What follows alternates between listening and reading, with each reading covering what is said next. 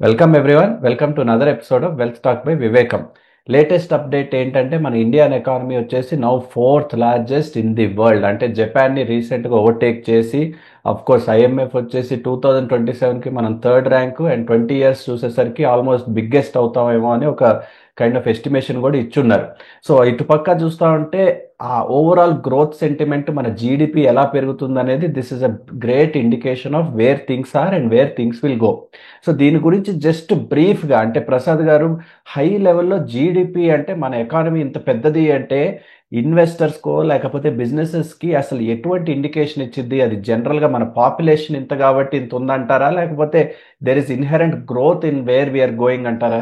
ఎప్పుడూ కూడా యశ్వంత్, ప్రపంచవ్యాప్తంగా అంతకు ముందున్న ఫీలింగ్ ఎలా ఉండేదంటే, ఏ దేశంలో అయితే పాపులేషన్ ఎక్కువ ఉంటుందో వాళ్ళకి క్రిందకి లాగే ఫోర్సెస్ ఎక్కువ. అంటే ఎకానమీ పెరుగుతున్నా కూడా ఎక్కువ మంది మనుషులు ఉండటంతో, ఒక తెలుగులో సామెత చెప్పాలంటే, మంది ఎక్కువైతే మజ్జిగ పలసనవుతుంది అన్నట్లుగా దాని మీద పడి తినేవాళ్ళు ఎక్కువ అవుతారు, కానీ దాన్ని కంట్రిబ్యూట్ చేసేవాళ్ళు తక్కువ అయిపోతారని ఫీల్ అవుతూ ఉండేవాళ్ళు.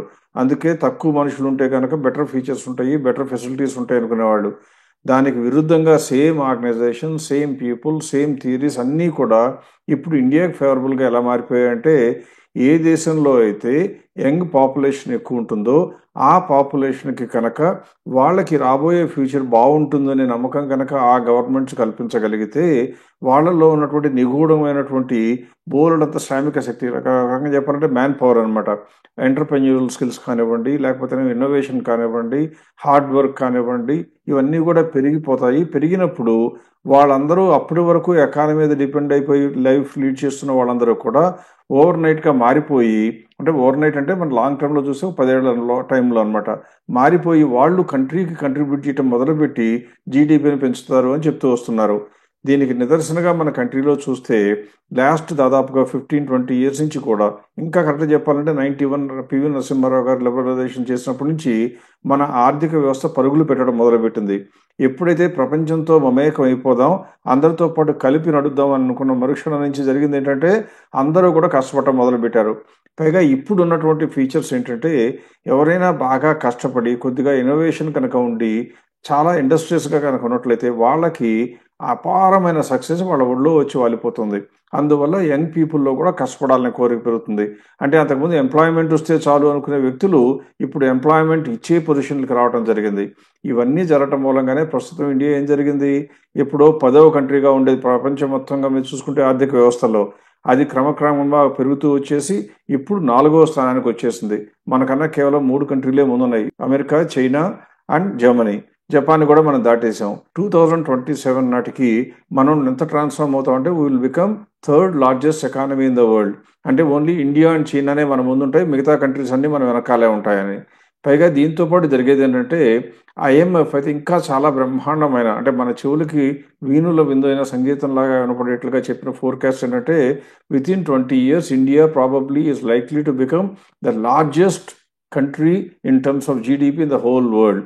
అది వినటానికి బాగానే ఉన్నా, అది రావాలి అంటే ప్రస్తుతం ఉన్నటువంటి టెంపో, మన మధ్యలో ఉన్న టెంపో, ఇండియన్స్లో ఉన్నటువంటి టెంపో ఇలాగే సస్టైన్ అవ్వాలి. అలా సస్టైన్ అవ్వాలి అంటే ప్రస్తుతం మొట్టమొదటి జరగవలసింది ఏంటంటే, ప్రజలందరూ కలిపి దేశం కోసం పోగు చేస్తున్న సంపద అన్యాక్రాంతం కాకూడదు. అంటే కరప్షన్ అనేది కనుక పెరిగినట్లయితే ఏమొస్తుందంటే, మన ఫ్రూట్స్ అన్నీ కూడా తినేవాళ్ళు ఎక్కువ, కష్టపడేది మనం అయిపోయి తినేవాళ్ళు ఎక్కువ అవుతారు. అంటే పొలిటికల్ పవర్లో ఉండేవాళ్ళు, వాళ్ళ యొక్క ప్రమేయం తగ్గేటువంటి అవకాశం కనుక కనపడితే కంట్రీ గ్రోత్ ఆపటం ఎవరి వల్ల కాదు. So I remain hopeful. ఒకవేళ 10 ఏళ్ళు కాకపోతే 20 ఏళ్ళు, కాదు 20 ఏళ్ళు కాకపోతే 30 ఏళ్ళైనా సరే, ఇండియా మాత్రం ప్రపంచం మొత్తానికి కూడా మార్గదర్శకం అవుతుండటంలో సందేహం లేదు. ఇది పర్టికులర్గా నొక్కి చెప్పడానికి కారణం ఏంటంటే, ఏ కంట్రీలో అయితే కష్టపడే వారికి, కొత్త కొత్తవి ఆవిష్కరించే వారికి అవకాశాలు ఉంటాయో అందులో దాన్ని ఆధారం చేసుకుని బిజినెసెస్ సెటప్ చేయబడతాయి. అలా బిజినెస్లు సెటప్ చేస్తే వాళ్ళందరూ కూడా చేసేది ఏంటంటే, క్రౌడ్ ఫండింగ్ అనివ్వండి, ఈక్విటీ డైల్యూషన్ అనివ్వండి, ఈక్విటీస్తోనే పెరగడానికి ప్రయత్నిస్తారు. అంటే ప్రభుత్వ బ్యాంకుల్లో నుంచి అప్పులు తీసుకుందాం, వాళ్ళ రికమెండేషన్ వీళ్ళ రికమెండేషన్ అనకుండా కష్టపడే తత్వం ఉన్న వాళ్ళకి డబ్బులు అందుబాటులోకి వస్తాయి. అలా కనుక జరిగినట్లయితే అంటే పబ్లిక్లో ఉన్నటువంటి సేవింగ్స్ కెపాసిటీ అంతకు ముందులాగా బ్యాంకులకి డిపాజిట్లు ఇచ్చేటటువంటి ఆలోచన నుంచి తగ్గి ఈక్విటీస్ వైపు కనుక వెళ్ళినట్లయితే దాని మూలంగా ఎంటర్ప్రెన్యూర్ స్కిల్ పెరిగిపోయి ఎకనామిక్ గ్రోత్ రావడం ఎవరి వల్ల కాదు. So I'm always hopeful. మన లెక్క ప్రకారం నెక్స్ట్ 10 yearsలో ఇండియన్ క్యాపిటల్ మార్కెట్కి ఊహించలేనన్ని అవకాశాలు వస్తూ ఉంటాయి. అందువల్ల ఎవరైనా ఇప్పటికైనా సరే ఇంకా సందేహిస్తూ ఉన్నట్లయితే లాంగ్ టర్మ్ ఫోకస్ ఒకసారి తీసుకుంటే కనుక ఇన్వెస్ట్మెంట్ చేయడం ఇప్పుడే ప్రారంభించాలి. మీకు పిల్లవాడో ఇప్పుడే పుట్టినా వాళ్ళ కోసం మీరు సేవ్ చేయదలసినటువంటి చిన్న చిన్న మొత్తాలైనా సేవ్ చేస్తే వారు పెరిగొచ్చేటప్పటికి అపారమైన సంపదని మీరు కష్టపడకుండా వాళ్ళకి అందజేసే వాళ్ళు అవుతారు. So never try to miss. ఎప్పుడు కూడా పొరపాటును కూడా ఈ అవకాశాన్ని వదులుకోవడానికి తయారుగా ఉండకూడదు. మధ్య మధ్యలో సెట్ బ్యాక్స్ వస్తాయి, ఒక్కోసారి పడిపోవచ్చు, కానీ లాంగ్ రన్లో మాత్రం focus will be on businesses and industries. Right అండి. మనం ఈ వారం టాపిక్ అంటే మనం వాట్సాప్లో చాలా యాక్టివ్గా ఉండటం, దాన్ని చూసి మన ఇన్వెస్టర్ కమ్యూనిటీ వ్యూవర్స్ ఫాలోవర్స్ అందరూ కూడా చాలా యాక్టివ్గా వారి రెస్పాన్స్ ఇవ్వడం అంటే ఎంతో ఎనర్జీ ఇస్తుంది మాకు. ఎందుకంటే మేము చెప్పేది చెప్తా ఉంటాం కానీ ఫీడ్బ్యాక్ అనేది ఒక్కోసారి ఎమ్మటే రాదు. బట్ త్రూ వాట్సాప్ మనం కూడా మనం అడిగే క్వశ్చన్స్కి కామెంట్స్కి కైండ్ ఆఫ్ రెస్పాన్సెస్ రావడం చూసి ఆ ఎనర్జీ కూడా మాకు అందజేస్తున్నారు. అండ్ ఈ వారం మీరు చెప్పినట్టుగానే బ్యాంకింగ్ సెక్టర్ని ఫోకస్ తీసుకుని బ్యాంకింగ్లో ఉండే కైండ్ ఆఫ్ పర్ఫార్మర్స్ గురించి తప్పకుండా డిస్కస్ చేద్దాం. So first and foremost WhatsApp కనుక మీరు ఇంకా ఫాలో చేయట్లేదంటే మన ఛానల్ మీరు ఈ డిస్క్రిప్షన్లో కనిపించే లింక్ని కనుక మీరు నొక్కినట్లయితే మన వాట్సాప్ ఛానల్ని ఈజీగా ఫాలో చేయగలుగుతారు. అది కాకుండా one more house keeping item ఏంటంటే మన టీం వచ్చేసి విజయవాడకి June 22కి వస్తున్నారు. అది కూడా after a little bit of a break. అంటే ఈ మధ్యకాలంలో కొంచెం బ్రేక్ తీసుకుని సెషన్స్కి ఈ 1-on-1 సెషన్స్ అంటే మన టీం వచ్చేసి మీకు మీ పోర్ట్ఫోలియో లేకపోతే మీ యొక్క వెల్త్ క్రియేషన్ గోల్స్ గురించి డిస్కస్ చేసే అవకాశం ఉంటుంది. మీకు డెడికేటెడ్గా టైం ఇస్తారు. మీరు కూడా వారితో మీ క్వశ్చన్స్ అన్నీ అంటే క్లారిఫై చేసుకొని ఆన్సర్స్ కూడా పొందగలుగుతారు. సో దానికి తప్పకుండా ముందే రిజిస్టర్ చేసుకోండి. ఎందుకంటే లిమిటెడ్ స్లాట్స్ ఉంటాయి. అంటే డెడికేటెడ్గా ఒక అరగంట కూర్చోవాలంటే ఒక వ్యక్తితో మినిమం ఇన్ని స్లాట్సే చేయగలుగుతారు. కాబట్టి తప్పకుండా రిజిస్టర్ చేయండి. ఈ ఒక్కసారికి మేము ఒక అంటే nominal charge around 200 rupees registration fee పెడుతున్నాం. Not for making money inherently but just to make sure serious వాళ్ళే వచ్చి ఈ అవకాశం ఉపయోగించుకుంటారని ఒక 199 రూపీస్ ఛార్జ్ పెడుతున్నాం. So make sure to register quickly in this link. Again Vijayawada June 22. అంటే ఎగ్జాక్ట్ హోటల్ డీటెయిల్స్ అనేది నేను వచ్చే వారాల్లో మళ్ళీ చెప్తా ఉంటాం కానీ but make sure to register for now for booking the slot. ఇప్పుడు ఇందాక చెప్పినట్టుగా బ్యాంకింగ్ గురించి మీరు చెప్పున్నారు, బ్యాంకింగ్ని డిస్కస్ చేయండి అని. అంటే బ్యాంకింగ్లో ఇప్పుడు ఫస్ట్ మన సెక్టర్లోకి వెళ్ళే ముందు అంటే సింపుల్గా ప్రసాద్ గారు చెప్తా ఉంటారు బ్యాంక్స్ లేకపోతే మన ఆర్బీఐ వచ్చేసి ఇంట్రెస్ట్ రేట్స్ తగ్గించినప్పుడు అంటే చాలా చాలా అడ్వాంటేజెస్ ఉంటాయి బ్యాంకింగ్ సెక్టర్ కని. దీనికి అంటే ఈ మధ్య వచ్చిన న్యూస్కి కొంచెం అంటే అటెన్షన్ తీసుకుని అంటే ప్రసాద్ గారు ఇలా బ్యాంక్స్ కనుక ఇంట్రెస్ట్ రేట్లు తగ్గిస్తే ఏమైనా రిస్కులు కూడా ఏమైనా ఉన్నాయా? అంటే బ్యాంక్స్ అగ్రెసివ్గా లోన్లు ఇవ్వడం వల్ల ఏమైనా రిస్క్స్ ఉంటాయా లేకపోతే more or less this is just overall big boom అనుకోవాలా? ఎప్పుడు బ్యాంకింగ్ సెక్టర్ ఉండేటువంటి ప్రధాన సమస్యలు పర్టికులర్ ఇండియన్ బ్యాంకింగ్ ఇండస్ట్రీకి 2 సమస్యలు ఉండేవి. ఒకటి మితిమీరిన క్యాష్ బ్యాలెన్స్ అంటే పబ్లిక్ దగ్గర నుంచి డిపాజిట్స్ తీసుకుంటే అందులో ఎక్కువ భాగాన్ని రిజర్వ్ బ్యాంక్ చెప్పిన సెక్యూరిటీస్లో పెట్టాలి అంటే స్టాట్యూటరీ లిక్విడిటీ రేషియోని, సిఆర్ఆర్ క్యాష్ రిజర్వ్ రేషియోని ఇలా రకరకాల రేషియోలు పెట్టి బ్యాంకింగ్ ఇన్స్టిట్యూషన్ యొక్క సెక్యూరిటీ కోసం వాటిలో పెట్టమనేవాళ్ళు. అంటే పబ్లిక్ యొక్క సేవింగ్స్ కెపాసిటీ బ్యాంకులకి చేరితే బ్యాంకుల్లో వచ్చిన డబ్బులో ఎక్కువ కనుక ఇలా గవర్నమెంట్ సెక్యూరిటీస్లో పెట్టేస్తే అప్పుడు జరిగేటువంటి లాభ నష్టాలు ఏంటని ఒకసారి మనం ఆలోచించుకుంటే జరిగేది ఏంటంటే గవర్నమెంట్ సెక్యూరిటీస్లో కనుక పెడితే అంటే అర్థం ఏంటంటే వచ్చిన 10 లక్షల కోట్లు మనకి బ్యాంకింగ్ వ్యవస్థలోకి వస్తే అందులో 6 లక్షల కోట్లు గవర్నమెంట్ సెక్యూరిటీస్లో పెట్టమన్నారు అనుకోండి. అంటే బ్యాంకుల దగ్గర మిగిలేది ఎంత కేవలం 4 లక్షల కోట్లు. ఆ 4 లక్షల కోట్లు అప్పులు ఇచ్చి దాని మీద వచ్చిన వడ్డీ తీసుకున్న తర్వాత మొత్తం 10 లక్షల కోట్ల డిపాజిట్ల మీద ప్రజలకు వడ్డీ కట్టి లాభం మిగిలితే బ్యాంకులకు ఉండేది. అన్నిట్లో కూడా ఏం జరిగేది అప్పట్లో ఎక్కువ ప్రభుత్వ రంగ సంస్థలు ప్రభుత్వ రంగ బ్యాంకులు డామినేషన్ ఉన్న రోజుల్లో పొలిటీషియన్స్ ఫోన్ చేసి ఫలానా మినిస్టర్నో ఫలానా క్యాబినెట్ మినిస్టర్నో లేకపోతే స్టేట్ మామూలు చిన్న చిన్న మినిస్టర్లను వీళ్ళందరూ కూడా రికమెండేషన్స్ ఇచ్చి ఇవ్వటానికి ఎలిజిబిలిటీ లేని బారోవర్స్కి లోన్లు ఇప్పించేసి బ్యాంకింగ్ వ్యవస్థ దాదాపుగా కుప్పకూలేట్లు చేసే గత ప్రభుత్వాలు. కానీ అదృష్టవశాత్తు ఈ మధ్య కాలంలో గడిచిన 15-20 సంవత్సరాలుగా జరుగుతున్నది ఏంటంటే బ్యాంకింగ్ వ్యవస్థను బలోపేతం చేయడానికి అలా నాన్ పెర్ఫార్మింగ్ అసెట్స్ అన్నిటిని కూడా క్లీన్ చేసేసి అన్ని బ్యాలెన్స్ షీట్లోంచి తీసి బయటకు పడేసి ఇక నుంచి అప్పు ఇవ్వాలి అంటే మీరు ఖచ్చితంగా స్క్రూటినైజ్ చేసి వాళ్ళు ఎలిజిబుల్, రీపేమెంట్ ఉంటుంది, రీపేమెంట్ చేయకపోయినా సెక్యూరిటీకి ఇబ్బంది లేదనుకుంటేనే లోన్లు ఇవ్వాలని చెప్పడంతో ఆ ఎన్పిఏ యొక్క బెడద తగ్గిపోయింది. అది ప్రధానంగా బ్యాంకులకు వచ్చినటువంటి పాజిటివ్ డెవలప్మెంట్. రెండవది ఆ క్యాష్ రిజర్వ్, స్టాట్యూటరీ లిక్విడిటీ రేషియోలో పెట్టినటువంటి ఇంట్రెస్ట్ రేట్ల డిపాజిట్లన్నీ కూడా అంటే బ్యాంకులు ఇన్వెస్ట్మెంట్ కంపల్సరీగా చేయవలసినటువంటి అవసరం మూలంగా పెట్టిన ఇన్వెస్ట్మెంట్స్ ఎక్కువ రోజులు నిరర్ధకంగా ఉండేవి. పైగా ఏం జరిగేదంటే ఇంట్రెస్ట్ రేట్లు కనుక భారతదేశంలో కనుక పెరుగుతూ ఉన్నట్లయితే ఆ యొక్క సెక్యూరిటీ విలువ పడిపోతుంది. అంటే మీరు ఏమర్థం చేసుకోవాలి, ఇంట్రెస్ట్ రేటు పెరుగుతుంటే సెక్యూరిటీ విలువ తగ్గుతుంది, ఎందుకంటే పాత రోజుల్లో తక్కువ రేటుకి ఇచ్చారు కాబట్టి. అది ఎంత నిజమో రివర్స్ కూడా అంతే నిజం. అంటే ఎప్పుడైనా కనుక వడ్డీ రేట్లు తగ్గటం మొదలు పెడితే గతంలో ఎక్కువ వడ్డీకి వీళ్ళు ఇచ్చినటువంటి డిపాజిట్లు ఇప్పుడు ఆస్తుల విలువ పెరుగుతాయి. గవర్నమెంట్ చేసిన రూల్స్ ప్రకారం, భారతదేశ రిజర్వ్ బ్యాంక్ పెట్టిన రూల్స్ ప్రకారం ప్రతి బ్యాంకు కూడా వాళ్ళు పెట్టిన ఇన్వెస్ట్మెంట్స్ని మార్క్ టు మార్కెట్ అంటే ప్రతి సంవత్సరం చివరికి ఏం చేయాలంటే ఆ రోజున మార్కెట్ విలువకే ఈక్వేట్ చేయాలి. అంటే నేను 1,00,000 కోట్లు డిపాజిట్ కనుక గవర్నమెంట్ సెక్యూరిటీస్లో పెట్టి వాళ్ళు కనుక ఇంట్రెస్ట్ రేట్ పెంచారనుకోండి, ఈ 1,00,000 కోట్ల విలువ తగ్గి 90,000 కోట్లు అయిపోతే వెంటనే నాకు 10,000 కోట్లు లాస్ కింద డిక్లేర్ చేయాలి. ఆపోజిట్ కూడా కరెక్టే.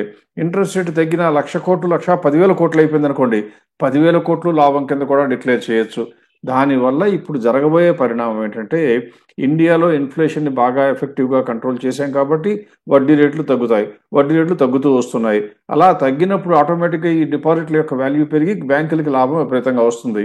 కాకపోతే ఇక్కడ నష్టం ఏంటంటే వడ్డీ రేట్లు తగ్గిస్తూ పోతే బ్యాంకులకు వచ్చే ఒక రకమైన లాభం ఇదైతే, రెండో రకంగా వచ్చే నష్టం ఏంటంటే ఎవరికి లోన్లు ఇవ్వాలి, ఎవరికి లోన్లు ఇద్దామన్నా కానీ రిజర్వ్ బ్యాంక్ తక్కువ రేటు కనుక ఉంది కాబట్టి తక్కువ రేటుకే వడ్డీ ఇవ్వమని అందరూ అడుగుతారు. అలా తక్కువ రేటుకి ఇవ్వాలి. అలా తక్కువ రేటుకి వాళ్ళకి ఇవ్వాలి అంటే వచ్చే ఆదాయం తగ్గుతుంది, ఒక బాధ. రెండవ బాధ ఏంటంటే వడ్డీ రేట్లు కనుక అన్అట్రాక్టివ్గా ఉంటే ప్రజలు సేవ్ చేసేవాళ్ళు బ్యాంక్ డిపాజిట్ల బదులు డైరెక్ట్గా ఈక్విటీస్లోకో, గోల్డ్లోకో, రియల్ ఎస్టేట్లోకో వేరే వాటిలోకి వెళ్ళిపోతారు. అంటే బ్యాంకులకు వచ్చే డిపాజిట్లు కూడా తగ్గుతాయి. ఈ రెంటి మధ్యన బ్యాలెన్స్ చేయటం అంటే ఇన్వెస్ట్మెంట్ మీద ఏమో లాభం వస్తుంది, కానీ బిజినెస్లోనేమో అవకాశాలు తగ్గుతున్నాయి. ఈ రెండింటి మధ్యన బ్యాలెన్స్ చేయగలిగే ఎఫిషియెంట్ మేనేజ్మెంట్ ఉన్న బ్యాంక్స్ ఏమో విపరీతంగా పెరుగుతాయి, లేనివేమో అంతగా పెరగవు. అందువల్ల ఈసారి మన ఇన్వెస్టర్లందరూ కూడా బ్యాంకింగ్ ఇండస్ట్రీస్ని చూస్ చేసుకోవడం చాలా మంచి పరిణామం. అంటే కొద్దిగా చర్చించడానికి అవకాశం దొరికింది. ఇప్పుడు యశ్వంత్ అడిగినటువంటి ప్రశ్న, ఈ రీటైల్ లోన్స్ కనుక అగ్రెసివ్గా ఇస్తే ప్రమాదం ఏమైనా ఉందా అంటే ఖచ్చితంగా ఉంటుంది. ప్రస్తుతం జరుగుతుంది ఏంటంటే ఇండియాలో ఉన్న ప్రతి బ్యాంకు కూడా అంతకుముందు ఎన్నో సంవత్సరాలుగా నెగ్లెక్ట్ చేసినటువంటి స్మాల్ రీటైల్ లోన్ సెగ్మెంట్ మీద ఫోకస్ పెట్టి వాళ్ళకున్న బ్యాలెన్స్ షీట్లో చాలా మొత్తాన్ని రీటైల్ లోన్స్కి ఇస్తున్నారు.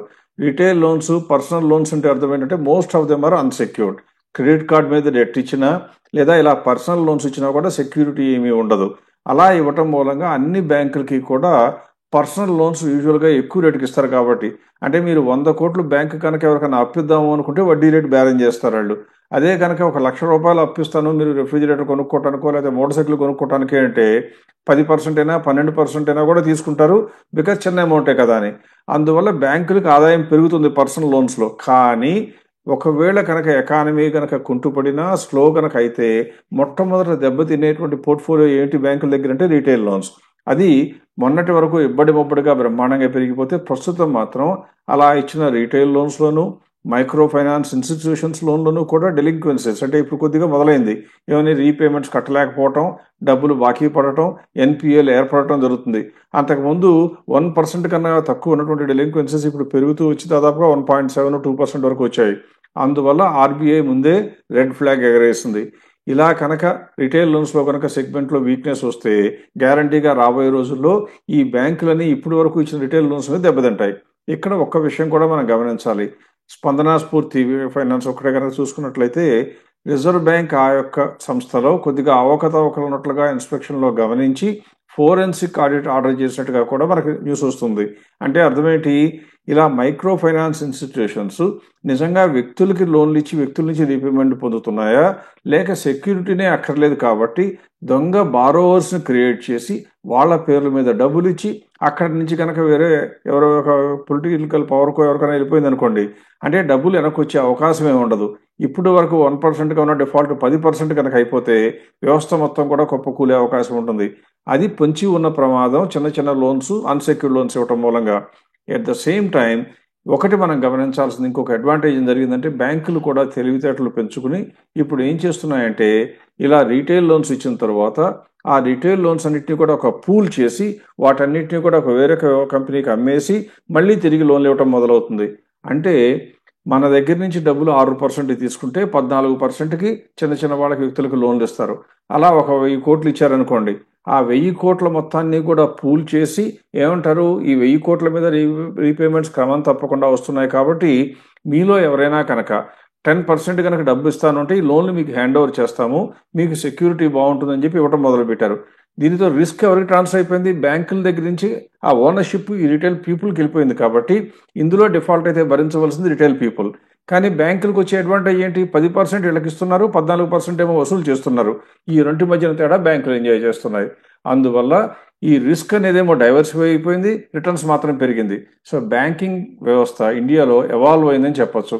అంతకు ముందులాగా ఓన్లీ ఇండస్ట్రియలిస్టుకో లేదా పొలిటీషియన్స్ చెప్పిన వాళ్ళకో లోన్లు ఇవ్వడం కాకుండా రకరకాల కొత్త కొత్త మార్గాలు ఎదుర్కోగలుగుతున్నారు. కాబట్టి financing is going to be an art. ఆ ఆర్ట్లో గ్యారంటీగా ఎవరైతే బాగా చేస్తారో వాళ్ళకి లాభాలు రాక తప్పదు. సో ఓవరాల్గా చూస్తే banking sector is poised for a big growth. ఎవరు ఎఫెక్టివ్గా చేస్తారో వాళ్ళు. ఒకటో అరా బ్యాడ్ యాపిల్ ఇంకా మనం ప్రస్తుతానికి చెప్పలేకపోయినా ఒకవేళ స్పందన స్ఫూర్తి ఇన్స్పెక్షన్లో కనుక నెగిటివ్ ఫైండింగ్స్ వస్తే అటువంటి సంస్థల గురించి జాగ్రత్తగా ఉందాం. కానీ లార్జ్ బ్యాంక్స్, లెగసీ బ్యాంకులు మాత్రం ఇటువంటి వ్యవహారాలు చేయవు. అందువల్ల లెగసీ బ్యాంకులకు వచ్చినటువంటి అడ్వాంటేజెస్, ఆపర్చునిటీస్ అనేకం. అందువల్ల రాబోయే రోజుల్లో బ్యాంకింగ్ వ్యవస్థలో షేర్లు కూడా పెరగడానికి అవకాశాలు బాగా ఉన్నాయని నమ్మచ్చు.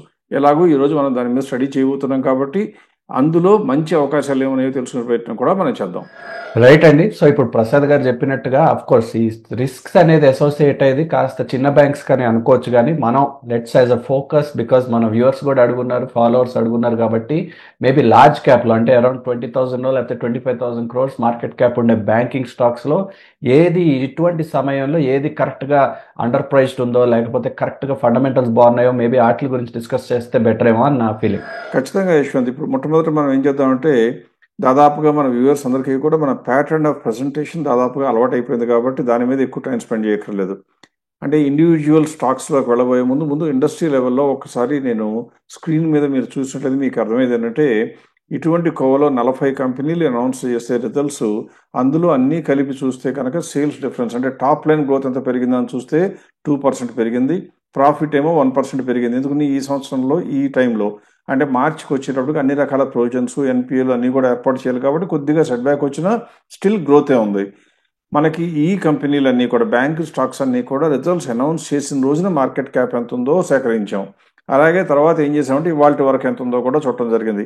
ఇక్కడ మీరు చూస్తే రిజల్ట్ డే మార్కెట్ క్యాప్ ఈ 40 కంపెనీలు కలిపి 49,60,60,000 కోట్ల వరకు మార్కెట్ క్యాప్ ఉంటే ఎక్స్పెక్టెడ్ మార్కెట్ క్యాప్ రిజల్ట్స్ వచ్చినప్పుడు వాటి ఎంతవరకు పెరగచ్చో కూడా మనం అంచనా కడుతుంటాం కాబట్టి దాని ప్రకారం చూస్తే 63 లక్షల కోట్లు. అందుకని ఆ రోజున 27.3% గ్యాప్ ఉంది ఇండస్ట్రీ లెవెల్గా. ఇప్పుడు ఎంత ఉందా అని చూస్తే 49 లక్షల కోట్లు ఉన్న మార్కెట్ క్యాప్ అంతా కొద్దిగా పుంజుకుని బ్యాంకింగ్ సెక్టర్లో ఇంప్రూవ్మెంట్ అయ్యి 53 లక్షల కోట్ల వరకు దాదాపుగా చేరుకుంది. అంటే ఇప్పుడు ఎంతవరకు పెరిగిపోయింది? రిజల్ట్స్ వచ్చిన దగ్గర నుంచి ఇప్పుడు వరకు చూస్తే బ్యాంక్ స్టాక్స్లో 7.7% ఆల్రెడీ పెరిగింది.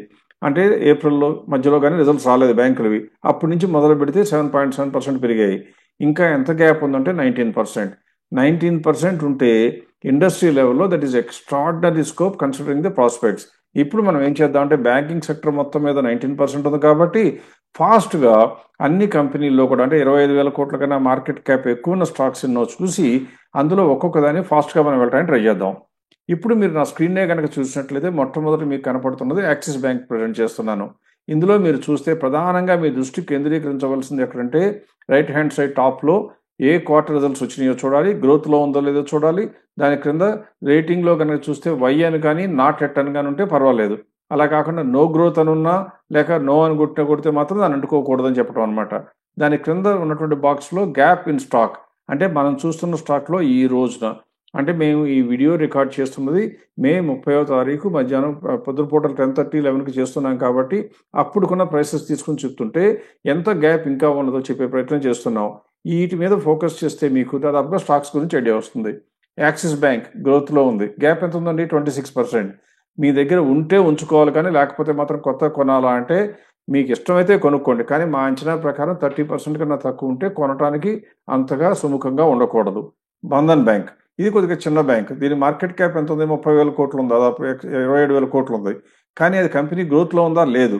రేట్ ఎంత ఉన్నా, స్కోప్ ఎంత ఉన్నా, ఎవరు ఎన్ని చెప్పినా కూడా పొరపాటును కూడా అంటుకోకూడని కంపెనీల్లో బంధన్ బ్యాంక్ ఒకటి. బ్యాంకింగ్ ఇండస్ట్రీ ఎంత బాగున్నా కానీ అందులో మాత్రం గ్రోత్ లేదు కాబట్టి కొనకూడదు. నెక్స్ట్ చూస్తుంటే మీ స్క్రీన్ మీద కనపడుతుంది బ్యాంక్ ఆఫ్ బరోడా. గవర్నమెంట్ది, ఎట్టి పరిస్థితుల్లో ఇబ్బంది లేదు. సేఫ్టీ ఆఫ్ మనీకి, డిపాజిట్స్కి గ్రోత్లో ఉంది. దాని స్కోప్ ఎంత ఉంది? 29%. దగ్గర 30% ఉంది కాబట్టి కొనుక్కోవచ్చా? కొనుక్కోవచ్చు. ఉంటే ఉంచుకోవచ్చా? దివ్యంగా ఉంచుకోవచ్చు, ఏమాత్రం కంగారు పడవలసిన అవసరం లేకుండా. ఆ తర్వాత బ్యాంక్ ఆఫ్ ఇండియా, ఇది కూడా ప్రభుత్వ రంగ బ్యాంకే. ఇందులో చూస్తే ఇది కూడా గ్రోత్లో ఉంది. రిజల్ట్స్ వచ్చేసాయి. 37.43% పెరగడానికి ఛాన్స్ ఉంది. సో ఏ రకంగా చూసుకున్నా కొనడానికి అనువైన కంపెనీ. కాకపోతే గుర్తుంచుకోండి, ఈ బ్యాంకింగ్ స్టాక్స్ గురించి ఇంత గట్టిగా చెప్తున్నాం కదా అని మీ దగ్గర ఆల్రెడీ స్టాక్స్ ఉంటే కూడా ఎక్కువ కొనుక్కోకండి. మీ ఎక్స్పోజర్, మీ పోర్ట్ఫోలియో మొత్తంలో 20% కన్నా ఎక్కువ బ్యాంకుల్లో లేకపోతే కొనాలి, అంతేగాని లేకపోతే మాత్రం కొనకూడదు. బ్యాంక్ ఆఫ్ మహారాష్ట్ర, ఇది కూడా ప్రభుత్వ రంగ బ్యాంకే. ఇది గ్రోత్లో ఉంది. దీనిలో అయితే 45%. అంటే దీనికన్నా అన్నిటికన్నా ప్రస్తుతం ఇంతవరకు కన్సిడర్ చేసిన అన్ని బ్యాంకుల్లో కూడా బెటర్ బ్యాంకా ఇప్పటి వరకు కనపడుతుంది. నెక్స్ట్ కెనరా బ్యాంక్, ఇది కూడా ప్రభుత్వ రంగ బ్యాంకే. ఇది కూడా గ్రోత్లో ఉంది. కానీ ఇందులో రేటింగ్ నాట్ ఎట్ అని ఉంది. ఎందుకు అంటే అర్థం ఏంటంటే టాప్ 30లోకి రాకపోతే మేము ఇంకా అప్రూవ్ చెయ్యం. అంటే అప్రూవ్ చేయకూడదని కాదు, 30 వరకు చూస్తూ ఉంటాం. ఎప్పటికప్పుడు ఇన్వెస్టర్స్కి రికమెండ్ చేసే స్టాక్స్ ఏదైనా టాప్ 30లోంచి చెప్తూ ఉంటాం. కాబట్టి అది చెప్పబోయే ముందు నాట్ ఎట్ అంటే బ్యాడ్ అని కాదు, ఇంకా మా దృష్టిలోకి రాలేదు, because it did not make it to the top 30 అనమాట. ఇందులో 23.82% స్కోప్ ఉంది. కాబట్టి కొనాలా అంటే కొనకూడదు, ఉంటే ఉంచుకోవాలంటే దివ్యంగా ఉంచుకోవాలి. నెక్స్ట్ చూస్తుంటే సెంట్రల్ బ్యాంక్ ఆఫ్ ఇండియా, ఇది కూడా గ్రోత్లో ఉంది. మనం చాలా మందికి రికమెండ్ చేయడం జరిగింది, చాలా మంది కొనుక్కున్నారు. ఇంకా 37% పెరగడానికి ఛాన్స్ ఉంది. కాబట్టి దీని గురించి కూడా కంగారు అక్కర్లేదు. ఫెడరల్ బ్యాంక్, ఇది ప్రైవేట్ బ్యాంకు, ఇది గ్రోత్లో ఉంది. దీనిలో కూడా 31% ఉంది. ఒకవేళ మీకు పర్సనల్ ప్రిఫరెన్స్ ప్రైవేట్ బ్యాంకులు అయితే బెటర్ అని మీరు అనుకుంటుంటే, మా ఉద్దేశం ప్రకారం డబ్బులు వచ్చేది ఏదైనా మనకు మంచిదే. ప్రైవేట్ బ్యాంక్ అయినా, పబ్లిక్ బ్యాంక్ అయినా, స్మాల్ ఫైనాన్స్ బ్యాంక్ అయినా, ఏదైనా సరే సేఫ్టీకి ఇబ్బంది లేకుండా సంపాదించే అవకాశం ఉంటే కొనుక్కోవాలి. దాని ప్రకారం చూస్తే ఫెడరల్ బ్యాంక్ కూడా మంచిదే. 31% గ్యాప్ ఉంది. హెచ్డిఎఫ్సి బ్యాంక్ అందరికీ తెలిసిన బ్యాంకు, అందరికీ ఇష్టమైన బ్యాంకు, అందరూ మెచ్చుకునే బ్యాంకు. కానీ ఇది గ్రోత్లో ఉందా అంటే గ్రోత్లో లేదు. కాబట్టి కొనొచ్చా? కొనకూడదు. పని గ్రోత్లో లేకపోయినా మళ్ళీ నెక్స్ట్ క్వార్టర్ బాగుంటుందేమో అని మీరందరూ ఆశపడుతూ ఉంటారే, అలాగే కనుక ఆశపడుతుంటే కొనొచ్చా అని చూస్తే ఇంకా పెరగడానికి స్కోప్ ఎంత ఉంది? 6% ఉంది మా లెక్క ప్రకారం. సో కాబట్టి మేము కొనకూడదు, గ్రోత్లో లేదు కాబట్టి కొనకూడదు.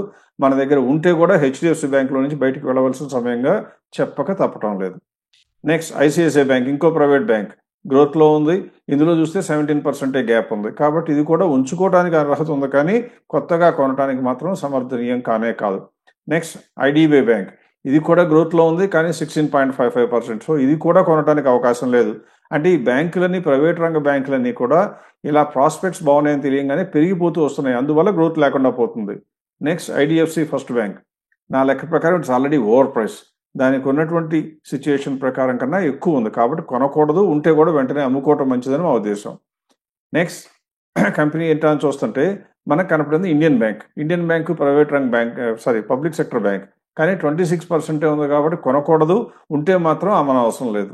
ఇండియన్ ఓవర్సీస్ బ్యాంక్, ఇది కూడా ప్రభుత్వ రంగ బ్యాంకే. 29% ఉంది. కావాలంటే కొనుక్కోవచ్చు, ఉంటే మాత్రం ఎట్టి పరిస్థితుల్లో భయపడకుండా ఉంచుకోవాల్సిన స్టాక్. ఇండస్ ఇండ్ బ్యాంక్ అందరికీ తెలిసిందే, మేజర్గా న్యూస్లో ఉంది, అన్ని రకాల గోల్మాల్ అంతా జరిగిన బ్యాంకు.